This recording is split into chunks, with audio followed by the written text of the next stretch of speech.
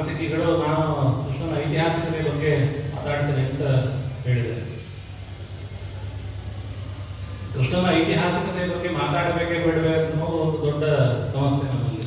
ನಾವು ಇತಿಹಾಸವನ್ನು ಯಾವುದು ಇತಿಹಾಸ ಅಂತ ಅಂದ್ಕೊಂಡಿದ್ದೀವಿ, ಯಾವುದು ಇತಿಹಾಸ ಅಲ್ಲ ಅಂತ ಅಂದ್ಕೊಂಡಿದ್ದೀವಿ ಅಂತ ಅನ್ನೋದು ದೊಡ್ಡ ಸಮಸ್ಯೆ. ಅದಕ್ಕೆ ಸ್ಪಷ್ಟವಾಗಿ ನಮಗೆ ಯಾರೇನು ಬರೆದಿಲ್ಲ, ಇದು ಇತಿಹಾಸ ಅಲ್ಲ, ಹೀಗಿರಬೇಕು ಹೀಗಿರಬಾರ್ದು ಅನ್ನೋದು ಯಾರು ಕೂಡ ಬರೆದಿಲ್ಲ ನಮ್ಮ ಶಾಸ್ತ್ರಗಳಲ್ಲಿ. ಅದು ಇತಿಹಾಸದ ಬಗ್ಗೆ ಲಕ್ಷಣಗಳನ್ನು ಯಾರು ಬರೆದಿಲ್ಲ. ಕಾವ್ಯದ ಬಗ್ಗೆ ಸಾವಿರಾರು ಲಕ್ಷಣಗಳನ್ನು ಬರೆದು ಅತಿಯಾಗುವಷ್ಟು ನಾವು ಹೋಗಿದ್ದೇವೆ. ಆದರೆ ಇತಿಹಾಸದ ಬಗ್ಗೆ ನಮ್ಮಲ್ಲಿ ಅಷ್ಟು ಜತನದಿಂದ ನಾವು ಪ್ರಯತ್ನ ಮಾಡಿಲ್ಲ ಅನ್ನೋದು ಕೂಡ ತುಂಬ ಒಂದು ಗಮನಾರ್ಹವಾದ ಸಂಗತಿ. ಆದ್ದರಿಂದಾಗಿ ಇದರಿಂದ ಏನು ಸಮಸ್ಯೆ ಆಗಿದೆ ಅಂತಂದ್ರೆ, ನಮಗೆ ಸಂಶಯ ಬರದ ಕಾಲ ಒಂದಿತ್ತು, ಆದರೆ ನಮ್ಮ ಸಂಶಯ ಬರುವ ಕಾಲದಲ್ಲಿ ಇದ್ದೇವೆ ನಾವು. ನಮಗೆ ಸಂಶಯ ಬರ್ತಾ ಇದೆ ಈಗ.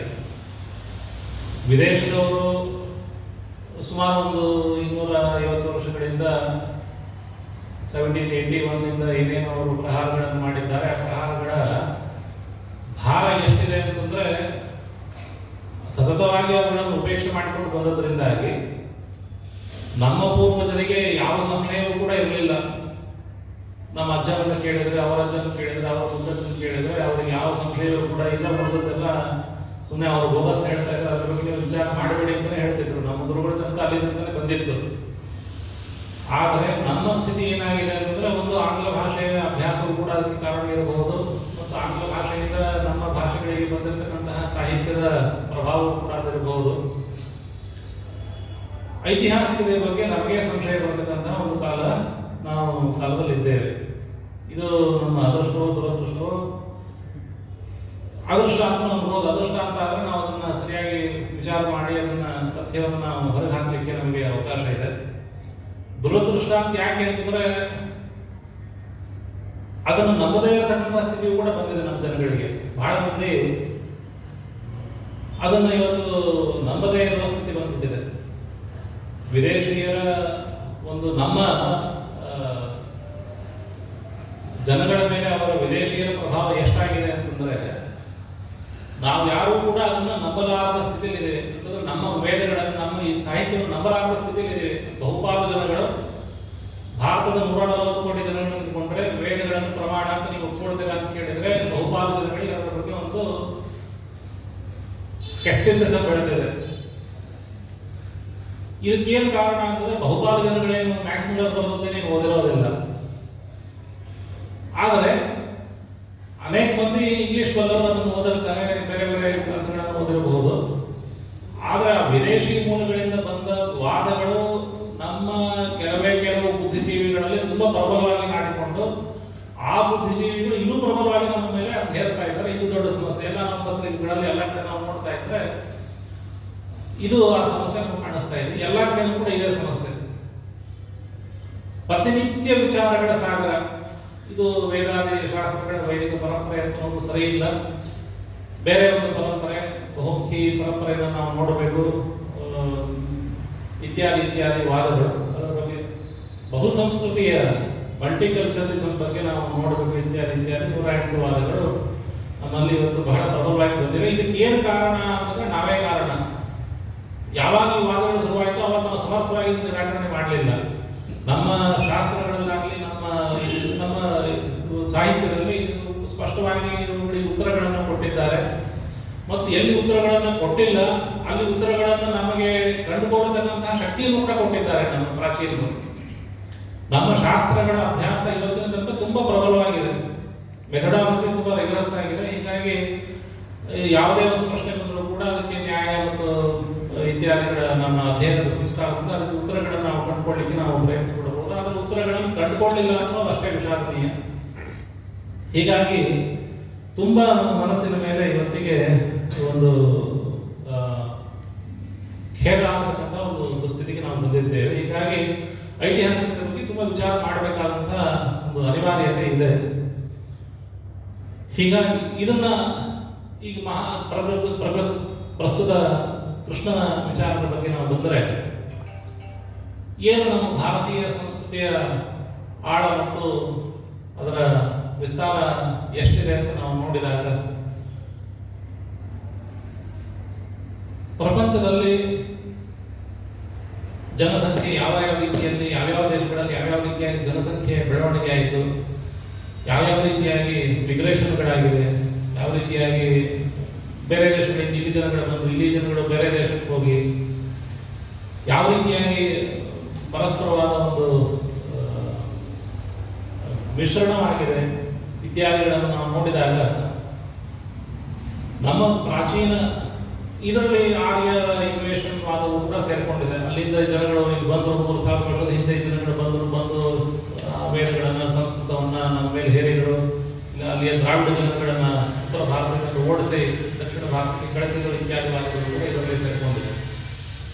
ಆದರೆ ಎಲ್ಲೂ ಕೂಡ ನಾವು ನಮ್ಮ ಶಾಸ್ತ್ರಗಳನ್ನು, ನಮ್ಮ ಸಾಹಿತ್ಯವನ್ನು, ನಮ್ಮ ಟೆಕ್ಸ್ಟ್ಗಳನ್ನು, ನಮ್ಮ ಪ್ರಾಚೀನವಾದ ಟೆಕ್ಸ್ಟ್ಗಳನ್ನು ನಾವು ನೋಡಿದರೆ ವೇದಗಳು ಆಗಿರ್ಬೋದು, ಬ್ರಾಹ್ಮಣಗಳಾಗಿರ್ಬೋದು, ಉಪನಿಷತ್ತುಗಳಾಗಿರ್ಬೋದು, ಅದರಂತೆ ಮಹಾಭಾರತ, ರಾಮಾಯಣ ಮುಂತಾದ ಪುರಾಣಗಳು ಎಲ್ಲ ಗ್ರಂಥಗಳನ್ನು ನಾವು ನೋಡಿದ್ರು ಕೂಡ ಎಲ್ಲೂ ಕೂಡ ಈ ಭಾರತದ ದೇಶಕ್ಕೆ ಹೊರಗಿನಿಂದ ಬಂದದ್ರ ಬಗ್ಗೆ ಉಲ್ಲೇಖ ಇಲ್ಲ. ಹೊರತು ಇನ್ನೇನಿದೆ ಅಂದ್ರೆ ಭಾರತದಿಂದ ಹೊರಗೆ ಹೋಗಿದ್ರ ಬಗ್ಗೆ ಉಲ್ಲೇಖ ಇದೆ. ಆದ್ರಿಂದನೇ ಇಡೀ ಪ್ರಪಂಚದಲ್ಲಿ ಸಂಸ್ಕೃತ ಭಾಷೆ ತಿಳ್ಕೊಂಡಿದೆ. ಇಂಗ್ಲಿಷ್ನಲ್ಲಿ ಯಾರು ಬ್ರದರ್ ಅವರು ಇಂಗ್ಲೆಂಡ್ನಲ್ಲಿ ಮಾತಾಡ್ತಾರೆ, ಫ್ರೆಂಚ್ನಲ್ಲಿ ಮಾತಾಡ್ತಾರೆ, ಜರ್ಮನ್ನಲ್ಲಿ ಮಾತಾಡ್ತಾರೆ ಅಂತಂದ್ರೆ ಅದಕ್ಕೊಂದು ಕಾರಣ ಇದೆ. ನಾವು ಭಾರತ ದೇಶದವರು ಎಲ್ಲೂ ಕೂಡ ಹೋಗದೆ ಆಟೋಮೆಟಿಕ್ ಆಗಿ ನಮ್ಮ ಭಾಷೆಯನ್ನು ಟ್ರಾನ್ಸ್ಮಿಟ್ ಮಾಡಿದ್ದಲ್ಲ. ಭಾರತದ ಕ್ಷತ್ರಿಯರು ಭಾರತದಷ್ಟೇ ಅಲ್ಲದೆ ಭಾರತಕ್ಕಿಂತ ಉತ್ತರದಲ್ಲಿರುವ ಮತ್ತು ಪಶ್ಚಿಮದಲ್ಲಿರುವ ಎಲ್ಲ ರಾಷ್ಟ್ರಗಳಲ್ಲಿ ಅವರು ಸಾವಿರಾರು ವರ್ಷಗಳಿಂದ ರಾಜ್ಯಭಾರವನ್ನು ಮಾಡಿದ್ದರಿಂದಾಗಿ ಸಂಸ್ಕೃತ ಭಾಷೆಯ ಪ್ರಚಾರ ಅಲ್ಲೆಲ್ಲ ಕಡೆಯಲ್ಲೂ ಕೂಡ ಆಗಿದೆ. ಆದ್ರಿಂದನೇ ಗ್ರೀಕ್ ಮತ್ತು ಲ್ಯಾಟಿನ್ ಭಾಷೆಗಳಲ್ಲಿ ಗ್ರೀಕ್ ಭಾಷೆಯನ್ನು ನಾವು ನೋಡಿದ 42% ಶಬ್ದಗಳು ಅದು ನಮ್ಮ ಸಂಸ್ಕೃತ ಮೂಲದ್ದು ಅಂತ ಹೇಳಿ ಅಷ್ಟು ನಿರ್ಧಾರ ಮಾಡಿದ್ದಾರೆ.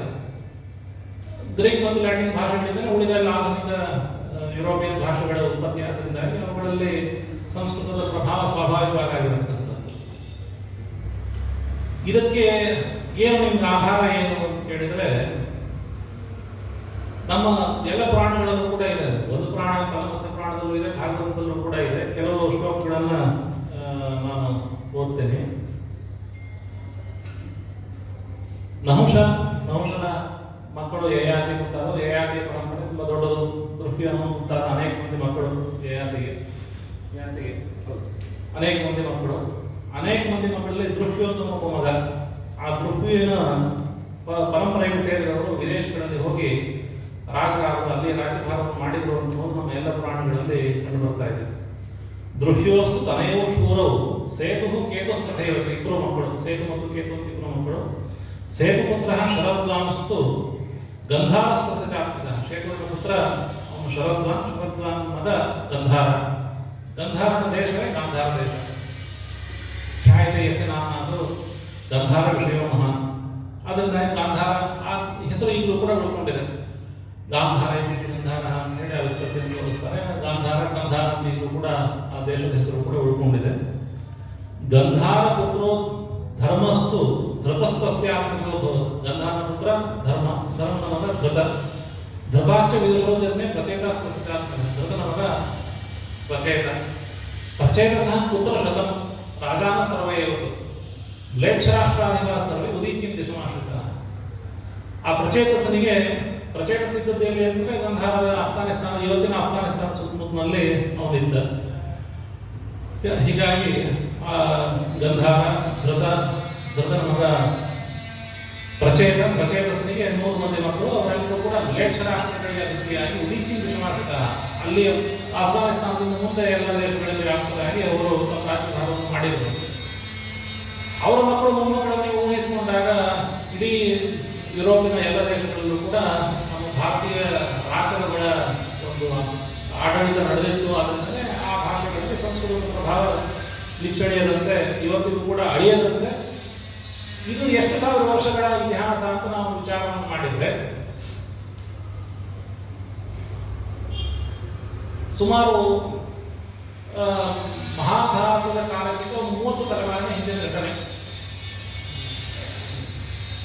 ಮಹಾಭಾರತದ ಕಾಲ ಯಾವುದು ಅಂತ ನಾವು ನಿರ್ಧಾರ ಮಾಡಿದರೆ ಎಂಬುದು ಸರಿ. ಅಲ್ಲಿಗಿಂತ ಒಂದು 30-40 ತಲೆಮಾರಿನ ಹಿಂದಿನ ಘಟನೆಗಳು. ಆ ಸಂವರ್ತ ಅಂತ ಒಬ್ಬ ರಾಜ ಇದ್ದ.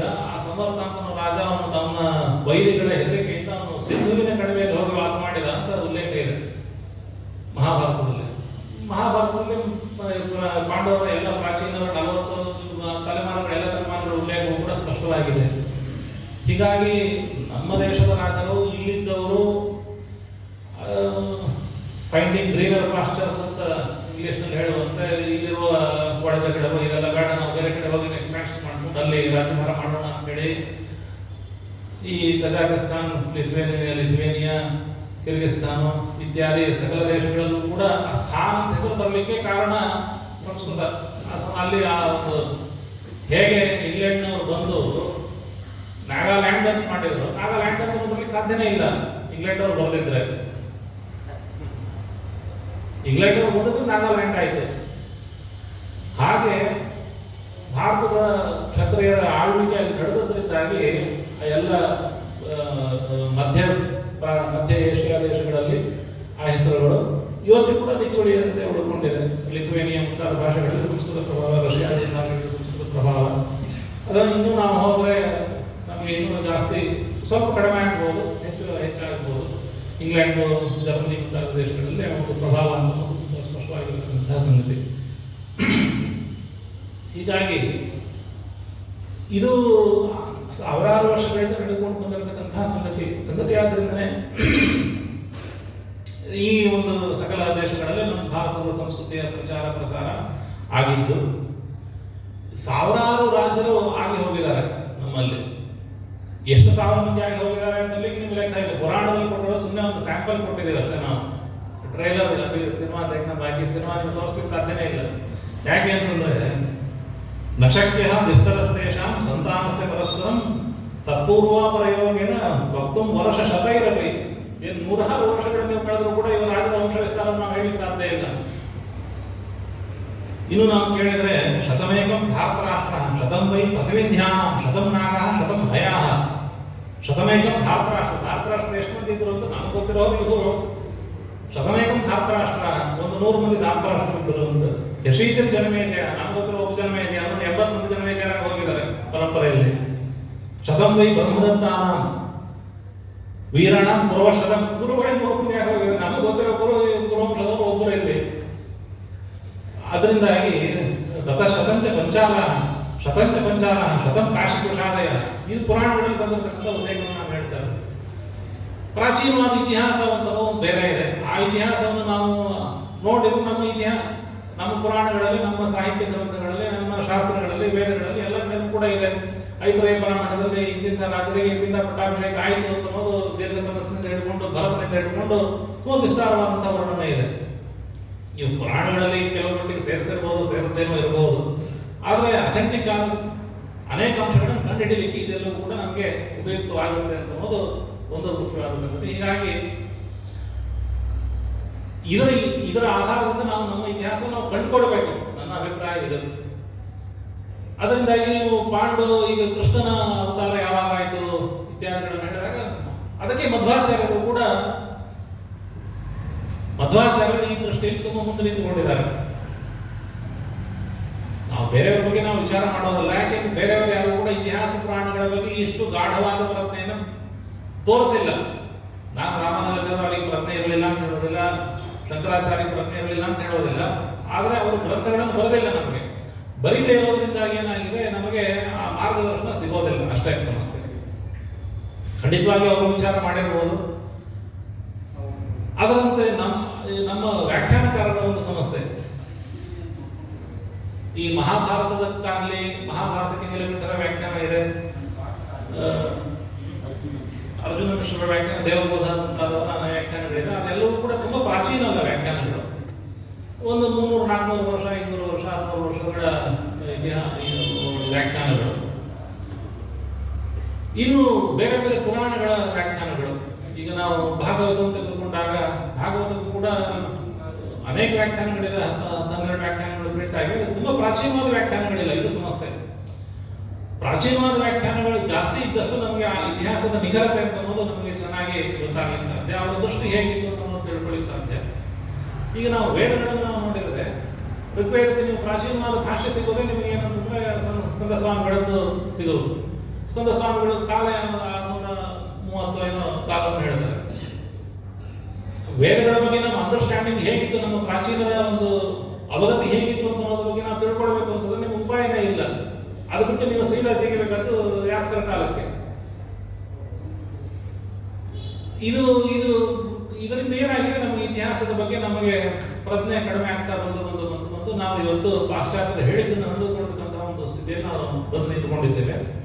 ಆದರೆ ಆಚಾರ್ಯರು ಮಾಡಿದ ಮಹೋಪಕಾರ, ಅವರು ಯಾವ ಸಮಯದಲ್ಲಿ ಕೃಷ್ಣನ ಅವತಾರ ಆಯಿತು, ಕಲಿಯುಗ ಆರಂಭವಾಗಿ ಮಧ್ವಾಚಾರ ಹುಟ್ಟಿದ್ದು ಯಾವಾಗ, 4300 ವರ್ಷಗಳ ನಂತರದಲ್ಲಿ ಮಧ್ವಾಚಾರ ಅವತಾರ ಆಯಿತು. ಹಾಗಾದ್ರೆ ಕಲಿಯುಗ ಆರಂಭ ಅನ್ನೋದೇ ಒಂದು ದೊಡ್ಡ ಪ್ರಶ್ನೆಯ ವಿಷಯ ಉಳಿದವರಿಗೆ. ಅವರು ಆರ್ಯಭಟರು ಒಂದು ರೀತಿ ಹೇಳ್ತಾರೆ, ಇವರು ಬೃಹತ್ ಸಂಹಿತೆಯಲ್ಲಿ ಒಂದು ರೀತಿಯಾಗಿ ಹೇಳ್ತಾರೆ. ಹೀಗಾಗಿ ಅದರ ಬಗ್ಗೆ ಅನೇಕ ಸಂದೇಹಗಳು ಬಂದಾಗ ಆಚಾರ್ಯರು ಕೊಟ್ಟ ನಿರ್ಣಯ ಹೀಗಿದೆ. 4300 ವರ್ಷಗಳ ನಂತರದಲ್ಲಿ ಆಚಾರ್ಯ ಹುಟ್ಟಿದ್ದು ಸುಮಾರು 1199 ಅಂತ 1199 AD ಅಥವಾ CE ಅಂತ ಅನ್ನಬಹುದು. ಆ ಸಮಯದಲ್ಲಿ ಮಧ್ವಾಚಾರ್ಯ ಹುಟ್ಟಿದ್ದು. ಅದಕ್ಕೆ 5000 ವರ್ಷಗಳು. ಕೃಷ್ಣ ಮಹಾಭಾರತ ಯುದ್ಧದ ನಂತರದಲ್ಲಿಯೂ ಕೂಡ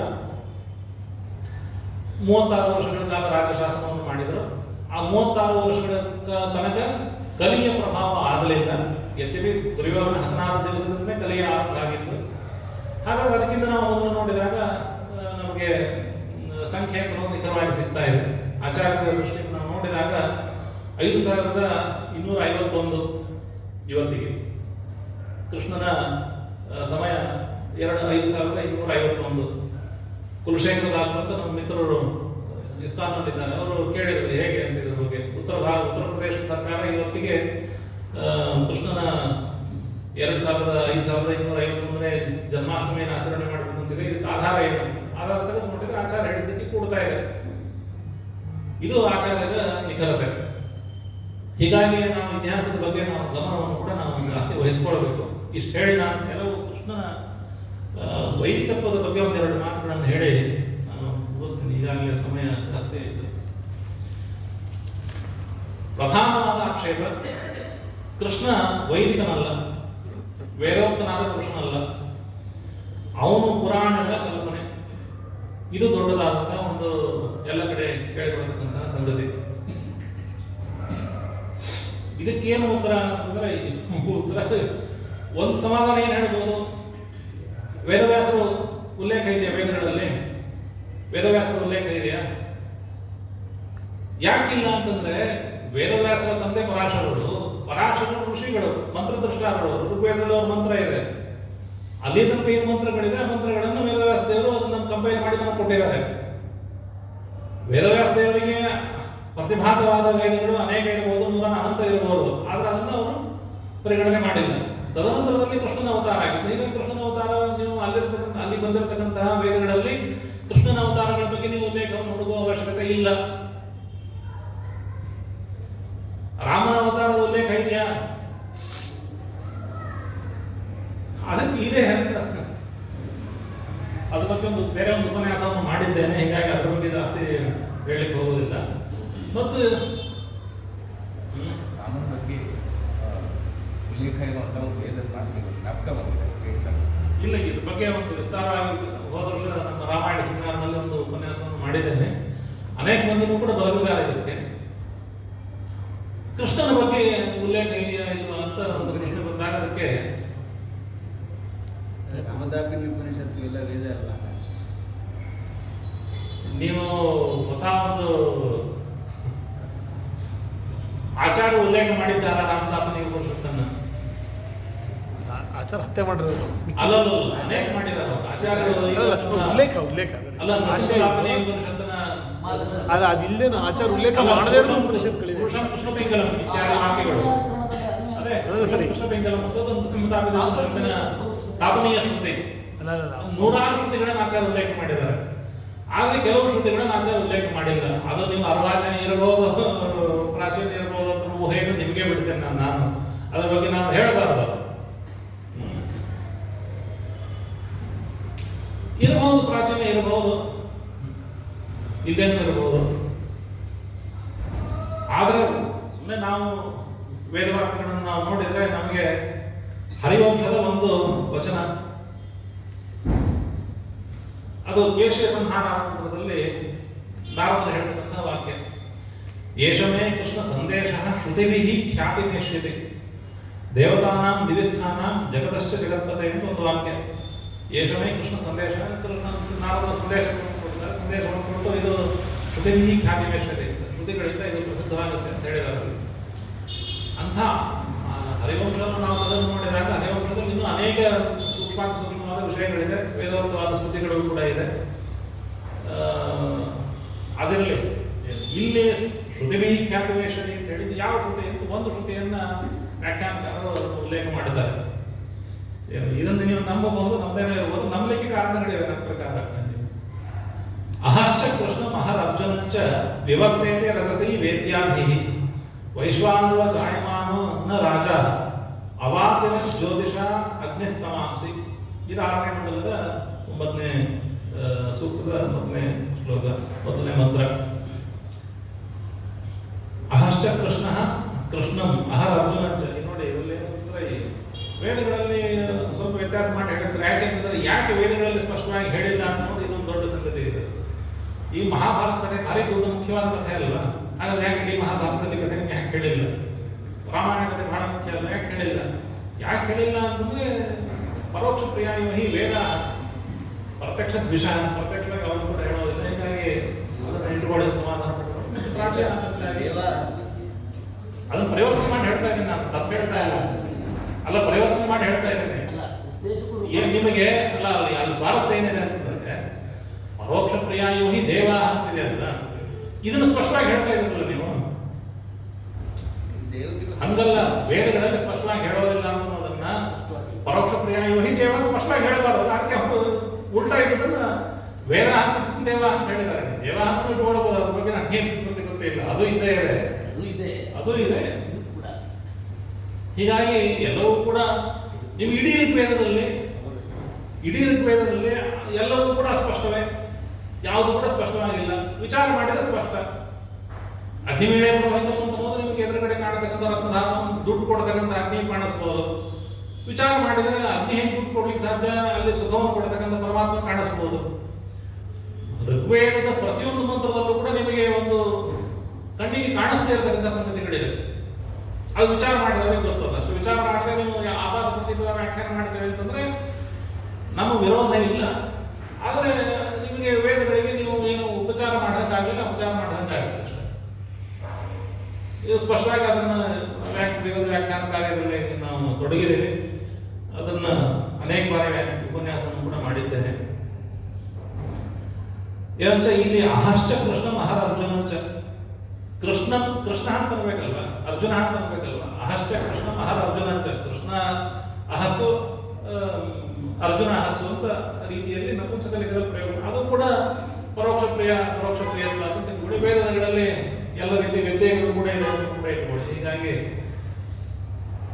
ವಿವರ್ತತೆ ರಜಸೈ ವೇದ್ಯಾಭಿ, ಇವರಿಬ್ರು ಕೂಡ ರಜೋಮೂರ್ತಿಗಳಾಗಿರ್ತಂದ್ರೆ ಕ್ರೋಧದ ಆವೇಶವನ್ನು ತೆಗೆದುಕೊಂಡು ಕಾಂಡವದ ಸಂದರ್ಭಕ್ಕೆ ಹೋದಾಗ ಒಂದು ವಾಕ್ಯ ಬಂದಿರತಕ್ಕಂಥದ್ದು. ಅಲ್ಲಿ ವೈಶ್ವಾನರ ಜಾಯಮಾನ ನ ರಾಜ ಅವಾತರ ಜ್ಯೋತಿಷ ಅಗ್ನಿಸ್ತಮಾಂಶ. ಅಲ್ಲಿ ವೈಶ್ವಾನರ ಅಂತ ಅಗ್ನಿ ಕಾಂಡವ ಅಲ್ಲಿ ಇವರು ಕೃಷ್ಣ ಮತ್ತು ಅರ್ಜುನರ ಒಂದು ಒತ್ತಾಸೆಯಿಂದ ಕಾಂಡವ ದಹನವನ್ನು ಮಾಡಿದ ಅನ್ನಲಿಕ್ಕೆ ಒಂದು ಅಲ್ಲಿ ಹರಿವಂಶದಲ್ಲಿ ಬಂದ ಒಂದು ವಾಕ್ಯ. ಆ ವಾಕ್ಯಕ್ಕೆ ಅನುಸಾರವಾಗಿ ಇದು ನಾನು ಬರೆದಲ್ಲ, ಹರಿವಂಶದ ವ್ಯಾಖ್ಯಾನದಲ್ಲಿ ಹಿಂದಿಯಲ್ಲೇ ಬರೆದಿದ್ದಾರೆ. ಇದನ್ನ ಸುಮ್ಮನೆ ಇದನ್ನ ಕುತೂಹಲಕರವಾಗಿದ್ದರಿಂದಾಗಿ ಇದನ್ನು ಹೇಳಿದೆ. ಇನ್ನು ಋಗ್ವೇದದಲ್ಲಿ ನಮ್ಮ ಅನೇಕ ಮಂತ್ರಗಳೆಲ್ಲ ಇದೆ. ಅದರಲ್ಲಿ 8ನೇ ಮಂಡಲದ ಕೆಲವು ಸೂಕ್ತಗಳು, 10ನೇ ಮಂಡಲದ ಕೆಲವು ಸೂಕ್ತಗಳು, ಇವುಗಳೆಲ್ಲರೂ ಕೂಡ ಕೃಷ್ಣನ ಬಗ್ಗೆ ಸ್ಪಷ್ಟವಾಗಿರ್ತಕ್ಕಂಥ ಉಲ್ಲೇಖಗಳು. ಋಷಿಯೇ ಕೃಷ್ಣ ಆಂಗಿರಸ, ಕೃಷ್ಣ ಆಂಗಿರಸ ಋಷಿ, ಆಂಗಿರಸ ಕೃಷ್ಣ ಋಷಿ ಆಗಿರ್ಬೋದು. ಈ ವಾಸುದೇವ ಕೃಷ್ಣ ಋಷಿ ಆಗಿರಲ್ಲ ನೀವು ಕೇಳಬಹುದು. ಆಂಗಿರಸ ಕೃಷ್ಣ ಬೇರೆ ಇರಬಹುದು, ಋಷಿಯು ಬೇರೆ ಇರಬಹುದು. ಆದ್ರೆ ನಮ್ಮ ಆಚಾರ್ಯರು ಹೇಳಿರತಕ್ಕಂತೆ ಋಷಿಗಳ ಕ್ರಮವೇ ಒಂದು ಮಹತ್ವವಾದಂತಹ ಕ್ರಮ ಇದೆ. ಈ ಅವಾಂತರ ಋಷಿಗಳಲ್ಲದೆ ಮಧ್ಯಮ ಋಷಿಗಳಲ್ಲದೆ ಉತ್ತಮ ಋಷಿ ಪರಮಾತ್ಮ ಅಲ್ಲಿ ಸಾಕ್ಷಾತ್ತಾಗಿದ್ದಾನೆ ಅನ್ನೋದು ಒಂದು.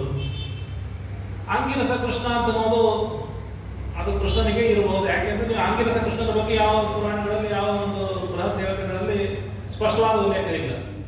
ಯಾರು ಆಂಗಿರಸ ಕೃಷ್ಣ ಯಾರು ಉಲ್ಲೇಖ ಇಲ್ಲ.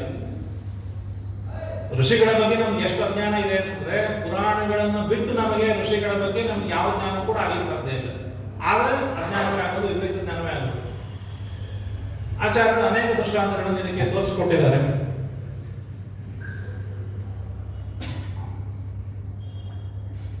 ಯಾವ ರೀತಿಯಾಗಿ ಋಷಿಗಳ ಬಗ್ಗೆ ನಾವು ಗಮನ ವಹಿಸಬೇಕು. ಭೌನಃ ವಿಶ್ವಕರ್ಮ ಅಂತ ಒಂದು ಋಷಿ ಇದೆ. ಯಾರು ಭೌನಃ ವಿಶ್ವಕರ್ಮ? ಭೌನ ಪುತ್ರ ವಿಶ್ವಕರ್ಮ. ಯಾರು ವಿಶ್ವಕರ್ಮ ಅಂತ? ಯಾರು ವಿಶ್ವಕರ್ಮ? ಯಾರು ವಿಶ್ವಕರ್ಮ? ಬಡಿಗೆಯವರ ಅವರು ಬಡಿಗೆಯವರಲ್ಲ, ಅದು ಸಾಕ್ಷಾತ್ ಪರಮಾತ್ಮನೇ. ಅದು ಆತ್ಮವೃತ್ತ ಪರಮಾತ್ಮ ತನ್ನ ಕಥೆ ತಾನು ಹೇಳ್ಕೊಳ್ತಾ ಇರೋದು. ಅನೇಕ ಸೂಕ್ತಗಳಂತದ್ದು. ಪುರುಷ ಸೂಕ್ತಕ್ಕೆ ನಾರಾಯಣ ಋಷಿ. ಯಾವ ನಾರಾಯಣ ಋಷಿ? ಅವನು ಸಾಕ್ಷಾತ್ ನಾರಾಯಣನೇ ಋಷಿ. ಋಷಿಪುತ್ರನಾಗಿ ಅವತಾರ ಮಾಡಿದ್ರು ಕೂಡ ಋಷಿ ಅವನು. ಹೀಗೆ ಅನೇಕ ಸೂಕ್ತಗಳಲ್ಲಿ ಅಂತಹ ವಿಷಯಗಳು ಕಂಡಿದೆ. ಹೀಗಾಗಿ ಅಲ್ಲಿರತಕ್ಕಂಥ ಅನೇಕ ಸೂಕ್ತಗಳನ್ನು ನಾವು ನೋಡಿದ್ರೆ ಅಲ್ಲಿ ಅಶ್ವಿನಿ ದೇವತೆಗಳ ಸ್ತುತಿಯ ಎಂಬಂತೆ ಅಲ್ಲಿ ಕಂಡರೂ ಕೂಡ ಒಂದು ಮಂತ್ರದಲ್ಲಿ ಉದತ್ಯಂ ವೀರಂ ಧನಸಾಂ ರುಜೀಷಣಂ ದೂರೈತೆ ಸಂತ ಮವಸೆ ಹವಾಮಹೆ ಎಂಬುದಾಗಿ ವೀರಂ ಧನಸಾಂ ರುಜೀಷಣಂ ದೂರೈತೆ ಸಂತ ದೂರದಲ್ಲಿರ್ತಕ್ಕಂಥ ನಂತರದಲ್ಲಿರ್ತಕ್ಕಂಥ ಅವಸೆ ಹವಾಮಹೆ ಎಂಬುದಾಗಿ ಆ ಕೃಷ್ಣ ಮಂತ್ರವು ಕೂಡ ಅಲ್ಲೊಂದು ಉಲ್ಲೇಖಿತವಾಗಿದೆ. ಆ ವಿಸ್ತರಣೆ ಅವುಗಳಿಗೆ ನಾನು ವ್ಯಾಖ್ಯಾನ ಮಾಡ್ತಾ ಇಲ್ಲ. ಆಮೇಲೆ 10ನೇ ಮಂಡಲದ ಕೆಲವು ಮಂತ್ರಗಳನ್ನು ನಾವು ನೋಡಿದಾಗ ಅಲ್ಲೂ ಕೂಡ ಆಂಗಿರಸ ಕೃಷ್ಣ ಋಷಿ. ಈ 8ನೇ ಮಂಡಲದಲ್ಲಿ 6ನೇ ಮಂಡಲ 8ನೇ ಮಂಡಲಕ್ಕೂ ಅವನೇ ಋಷಿ, ಮಂಡಲದ ಕೆಲವು ಮಂಡಲಕ್ಕೆ ಅವನ ಋಷಿ, 10ನೇ ಮಂಡಲಕ್ಕೂ ಅವನ ಋಷಿ. ಅದು ಹೇಗೆ? ಇದೊಂದು ಇನ್ನೊಂದು ದೊಡ್ಡ ಗೊಂದಲ. ನೀವು ಮಂಡಲಗಳ ಅಲ್ಲೂ ಇನ್ನೊಂದು 10ನೇ ಮಂಡಲದಲ್ಲಿ ಅರ್ವಾಚೀನರು, 6ನೇ 8ನೇ ಮಂಡಲದಲ್ಲೂ ಪ್ರಾಚೀನರು. ಇದೊಂದು ಕ್ರಾಂತಿಕಲ್ಪಿತವಾದಂಥ ಪ್ರವಾದ. ಅನೇಕ ವಿಚಾರಗಳು ಇದಕ್ಕೆ ಕಂಡಿದೆ. ಮತ್ತೆ ಅದನ್ನು ನಾನು ಹೇಳೋದಿಲ್ಲ. ಆಚಾರ್ಯರು ಅದನ್ನು ತೋರಿಸಿದ್ದಾರೆ. ಮೊದಲನೇ ಮಂಡಲದ ಕೆಲವು ಮಂತ್ರಗಳು 5ನೇ ಮಂಡಲಕ್ಕೆ 4ನೇ ಮಂಡಲಕ್ಕೆ ಹೋಗಿದ್ದು. ಶುನಶೇಖನ ಮಂತ್ರಗಳು, ಶುನಶೇಖ 3 ಮಂತ್ರಗಳನ್ನು ನೋಡಿದ ಅಂತ ಅಲ್ಲಿ ಉಲ್ಲೇಖ ಇದೆ ಬ್ರಾಹ್ಮಣದಲ್ಲಿ. ಇಲ್ಲಿ ಋಗ್ವೇದ 1ನೇ ಮಂಡಲದಲ್ಲಿ ಕಾಣಿಸೋ 92 ಮಂತ್ರಗಳು. ಉಳಿದ ಮಂತ್ರ 3 ಮಂತ್ರಗಳು ಎಲ್ಲಿ ಹೋಗಿ ಬರ್ತದೆ? 4ನೇ ಮಂಡಲದಲ್ಲಿ 2 ಮಂತ್ರ, 1 ಮಂತ್ರ ಇದೆ. 5ನೇ ಮಂಡಲದಲ್ಲಿ 2 ಮಂತ್ರ ಇದೆ. ಉತ್ತಮ ಪರಮವೃಕ್ಷದಂ ಅಂತ ಅದು ಬ್ರಾಹ್ಮಣ ಶೌರಶೇಖ ವೃಕ್ಷದಂ ಅಂತ ಬ್ರಾಹ್ಮಣದ ಉಲ್ಲೇಖ. ಆಚಾರ್ಯ ಅದಕ್ಕೆ ದೃಷ್ಟಾಂತವನ್ನು ಉದಾಹರಣೆ ಕೊಟ್ಟು ಹೇಳಿದರು. ಆಚಾರ್ಯರು ಮಾಡೋದೇನು ದಿಗ್ಮಾಂತರ ದರ್ಶನ ಅಷ್ಟೇ. ಎಲ್ಲರೂ ಆಚಾರ ತೋರಿಸಿ ಮಾಡಬೇಕು ಅಂತ ನೀವು ನಿರೀಕ್ಷೆ ಮಾಡ್ಲಿಕ್ಕೆ ಸಾಧ್ಯ ಇಲ್ಲ. ಅಷ್ಟು ಮಾಡಿದರೆ ಅಷ್ಟೇ ಸಾಕು, ನಾವೇನು ಮುಂದೆ ಹೋಗೋದಿಲ್ಲ ಅಂತ ಅವರಿಗೆ ನಾವೇನು ಹೇಳೋದಿಲ್ಲ. ಅಲ್ಲ, ನಾವು ಏನು ಹೇಳಿ ಹೋಗೋದಿಲ್ಲ ಅಂತ ನೀವೇನು, ನಿಮ್ಗೇನು ಅಭ್ಯಂತರ ಇಲ್ಲ. ನಾವು ಮುಂದೆ ಹೋಗ್ತೀವಿ, ನಮ್ಗೆ ಹೋಗ್ಬೇಕು. ನಮ್ಗೆ ಏನಿದೆ ಅಂತ ಕಂಡುಕೊಳ್ಳೋದು ಒಂದು ಕುತೂಹಲ ಅಷ್ಟೇ. ಏನು ಇರೋದನ್ನೆಲ್ಲ ಕಂಡುಕೊಂಡಿದ್ದೀರಾ? ಆಚಾರ 37 ಗ್ರಂಥಗಳನ್ನೆಲ್ಲ ಬೈಪಾಠ ಮಾಡಿದ್ದೀರಾ ಅಂತ ಹೇಳಿದ್ರೆ ಅದು ಬೇರೆ ವಿಷಯ. ಯಥಾಶಕ್ತಿ ಓದಿದ್ದೀವಿ, ಬೇರೆ ವಿಷಯಗಳನ್ನು ಓದಬೇಕು ಅಂತ ಆಸಕ್ತಿ ಇದೆ, ಓದ್ತಾ ಇದ್ದೀವಿ. ಎಷ್ಟು ಅರ್ಥ ಆಗುತ್ತೋ ಅರ್ಥ ಆಗುತ್ತೆ. ಆಚಾರ್ಯರನ್ನ ನಾವು ಶರಣಾಗಿಟ್ಕೊಂಡು ಹೋಗ್ತಾ ಇದ್ದೇವೆ. ಸರಿಯಾಗಿ ಅರ್ಥ ಮಾಡಿಸ್ಬೇಕಾದ್ರೂ ಕೂಡ ಆಚಾರ್ಯತೆ ಕರ್ತವ್ಯ.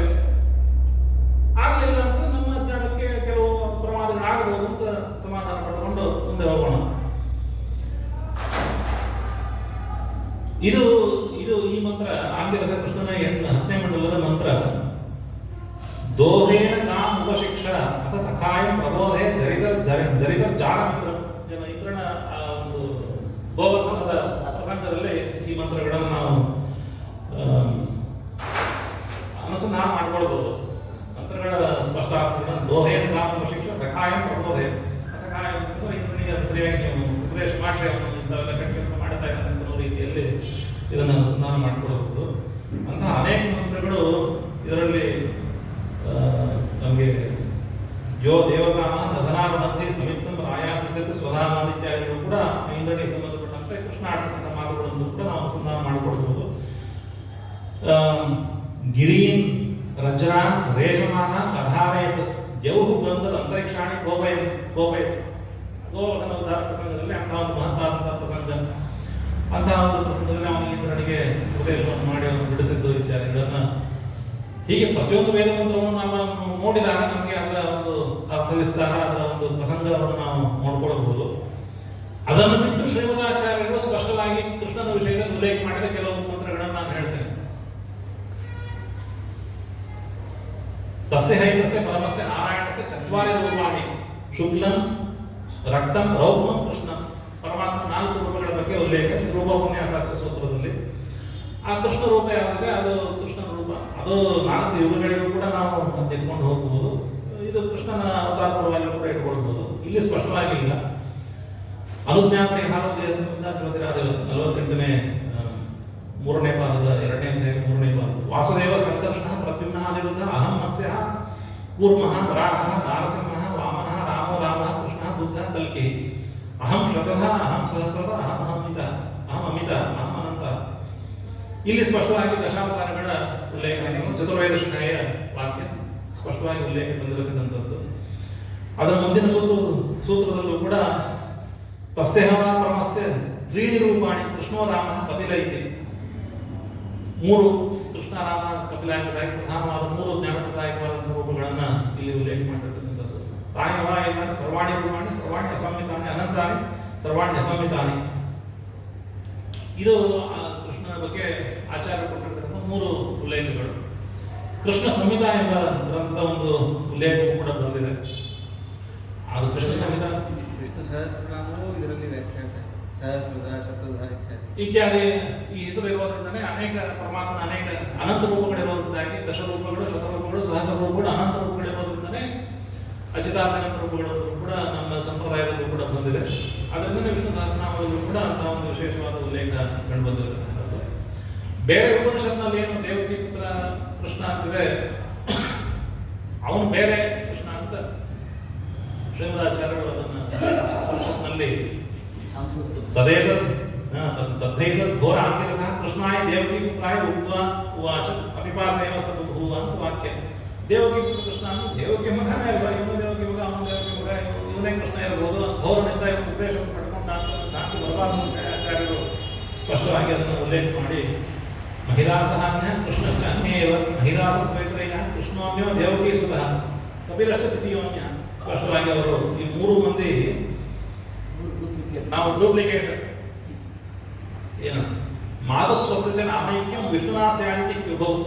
ಆ ಬ್ರಹ್ಮದೇವರಿಗೆ ತಪಸ್ಸು ಮಾಡಿ ಆ ಬ್ರಹ್ಮದೇವರಿಂದ ತಪಸ್ಸು ಹೊರ ಪಡ್ಕೊಂಡದ್ದೇನು ಅಂತಂದ್ರೆ ನನಗೂ ಪರಮಾತ್ಮನ ಹೆಸರು ಬರಬೇಕು, ನಮ್ಮ ತಾಯಿಗೂ ಪರಮಾತ್ಮನ ತಾಯಿ ಹೆಸರು ಬರಬೇಕು. ಹೀಗಾಗಿ ಅವನು ಐತ್ರಯ್ಯ, ಇವನು ದೇವಕಿ ಪುತ್ರ.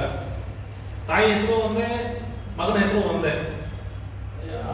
ಪರಮಾತ್ಮನಿಗೆ ಬ್ರಹ್ಮದೇವರು ವರ ಪಡ್ಕೊಂಡು ಅಷ್ಟೇ ಕಷ್ಟಪಟ್ಟರೆ ಗೊತ್ತಿಲ್ಲ, ಹಾಗೆ ಹೆಸರು ಇಟ್ಕೋಬಹುದಿತ್ತು ಅಂತ ಯಾಕೆ ಸಂಶಯ ಬರ್ಬೋದು. ಆದರೆ ಹಿಂಗಲ್ಲ, ಅದು ಒಂದು ಸ್ವಾರಸ್ಯ ಇದೆ. ಅದು ತಾನ ಹೆಸರು ಏನ್ ಬೇಕಾದ್ರೆ ಇಟ್ಕೋಬಹುದು, ತಾಯಿ ಹೆಸರು ಹೋಗಿಲ್ಲ. ಹೀಗಾಗಿ ತಾಯಿ ಹೆಸರು ಅದೇ ರೀತಿ ಬರಬೇಕು, ನನ್ನ ಹೆಸರು ಅದೇ ಬರಬೇಕು ಅಂತ ಬರಬೇಕು ಅಂತ. ಹೀಗೆ ಪ್ರಾಚೀನವಾದ ಅವನು ಬೇರೆ ದೇವಕಿ ಪುತ್ರ ಅನ್ನೋದು ಆಚಾರ್ಯರ ಎಚ್ಚರವನ್ನು ಕೊಟ್ಟಿದ್ದಾರೆ.